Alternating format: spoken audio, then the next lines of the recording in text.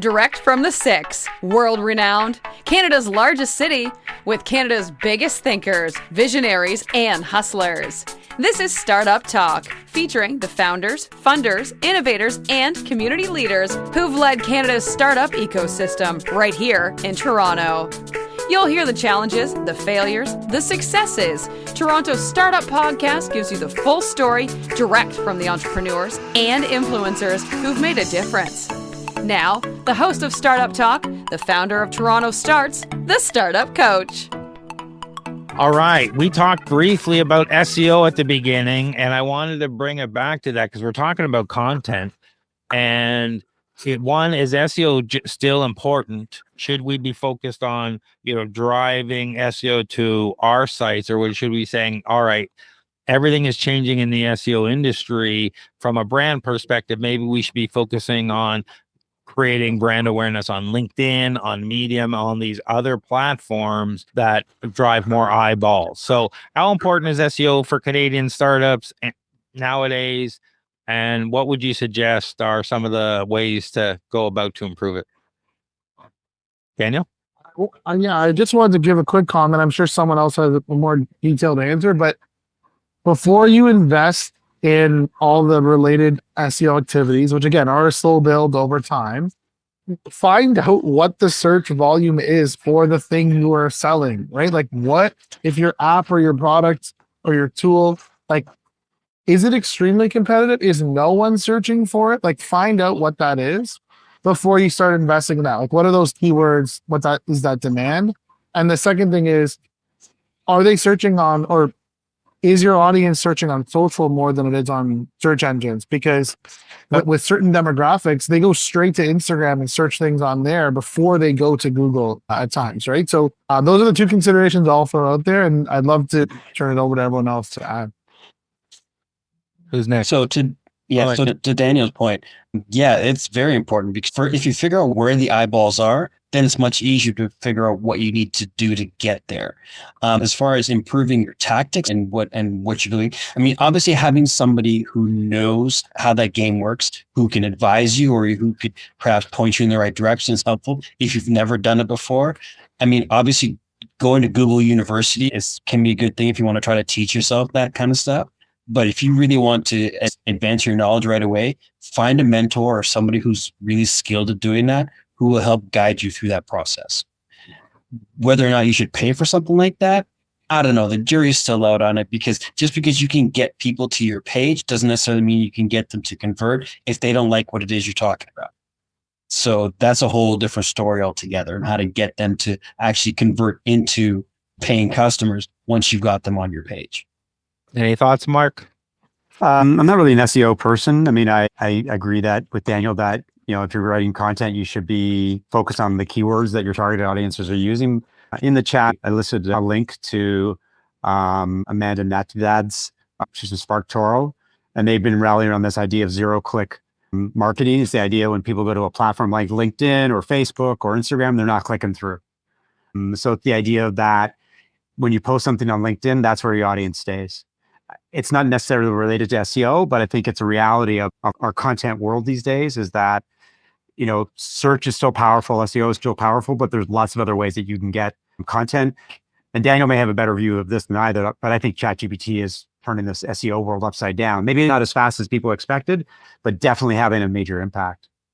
I've dropped most of my keyword research tools and just use ChatGPT and stuff like that to do that for me now, or Perplexity, because they'll, a couple of quick prompts and you'll know what people are searching for, the high search volume, low competition keywords, and you've got a place to start. Now, follow that up with using Google's keyword tool just to make sure that everything is accurate, because AIs can hallucinate.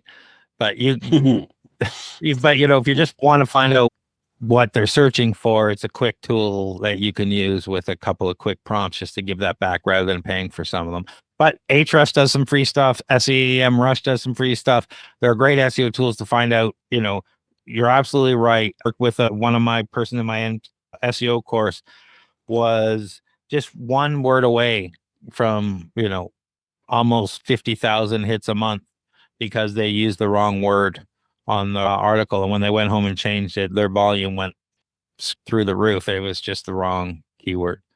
And when you talk about staying on the page like LinkedIn or Medium, if that's where they find it, they don't necessarily click through to your page. That's good to know if you're trying to sell.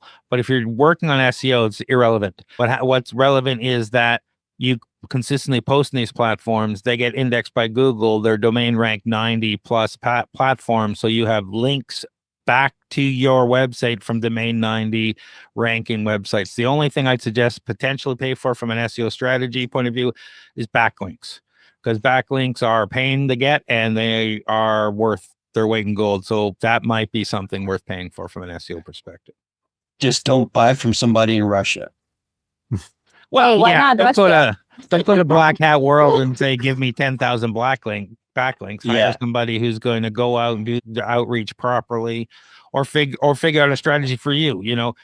Be a guest podcaster where they're going to put backlinks, but figure out your strategy outreach to be a guest on 100 podcasts this year so you can get 100 backlinks there. There's a bunch of different ways to do it. You just have to figure that out.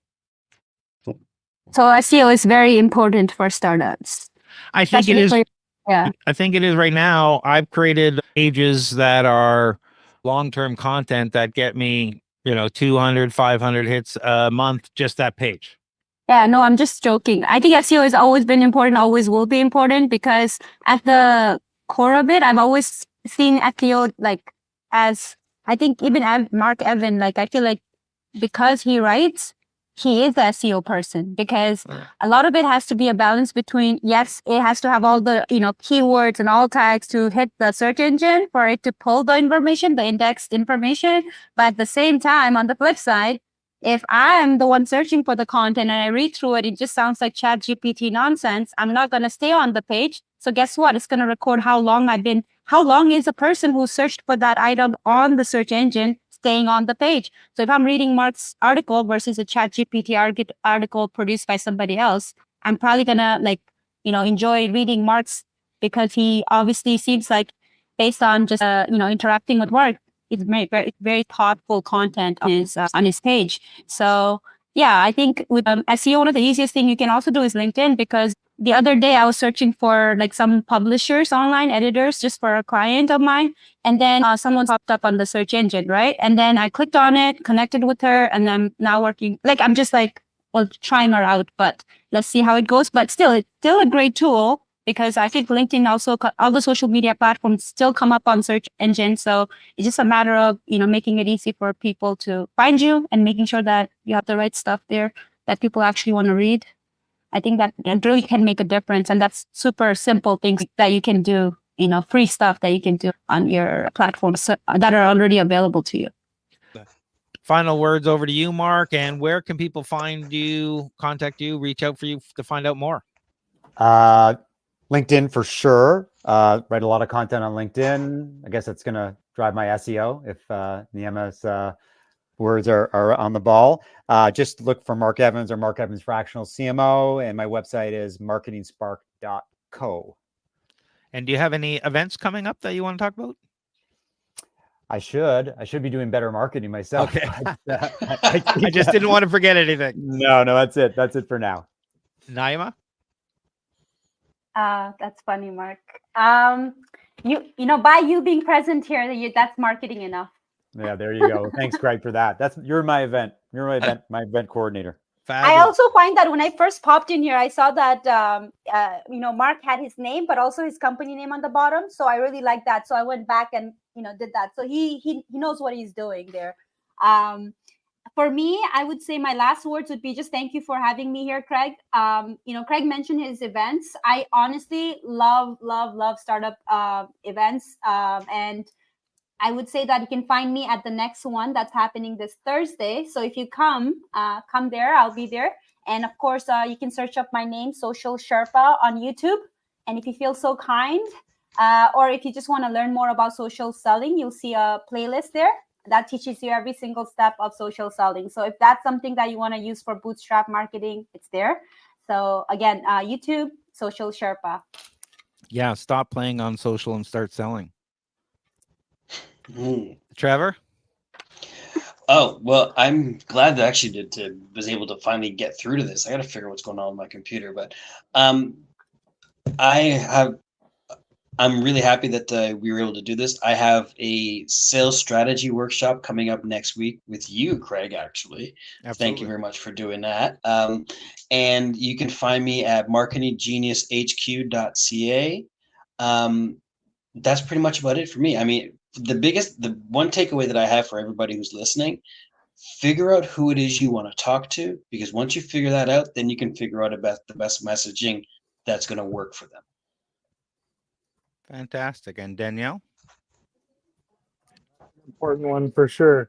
I will add to that, if you're speaking to everyone, you're resonating with no one. So that's important.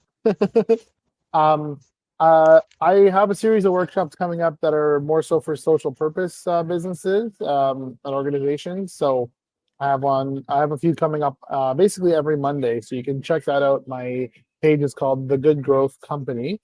We have a free series online, different topics. And yeah, like I said, content that actually speaks to your audience, but then has a purpose. Don't just put out content for the sake of it. Think of the intention behind all of your content as a startup, but try to invest in your own personal brand, because thought leadership, you can't ignore it. A lot of people don't like to put themselves out there, but if you're a founder, invest in your own content, not just your startup's content. So that's where I'll leave you all tonight. Thank you for having this, Craig. That's great advice. When we did the investor session last week, we had Graham Barlow on, and he suggested that when you start building your personal brand first, market everything as your personal brand, because if you sell or leave the company, you still have that personal brand rather than having to start from scratch again. So great advice, Daniel. All right, TorontoStarts.com for everything else that we do. StartupDrinksTO.com for startup investor drinks. All those links will be wherever you're watching this, in the show notes or in the podcast. And links to everyone here's LinkedIn, and whatever links they're going to send me tonight or tomorrow morning, I will include in all the show notes. What I'm going to do, thank you everyone for attending. I'm going to break this up into several sessions for the podcast. And a few different videos, as well as one big long video that'll go on our YouTube channel, and I'll send everyone the links for that. Thank you everyone for attending. Thank you. Thanks everyone for watching. This has been great, and we'll talk to you all soon. This has been Startup Talk, Toronto's startup podcast. For more exclusive content, the episode vault, and to be part of Toronto Starts community, visit TorontoStarts.com. Get your name on the newsletter mailing list and check out our upcoming events. For more episodes, subscribe now. And please recognize the time and work behind the scenes put into connecting you with the biggest visionaries, entrepreneurs, and innovators in Toronto by leaving a 5-star review. Join us for more next episode from Toronto's most active entrepreneur and startup community on Startup Talk.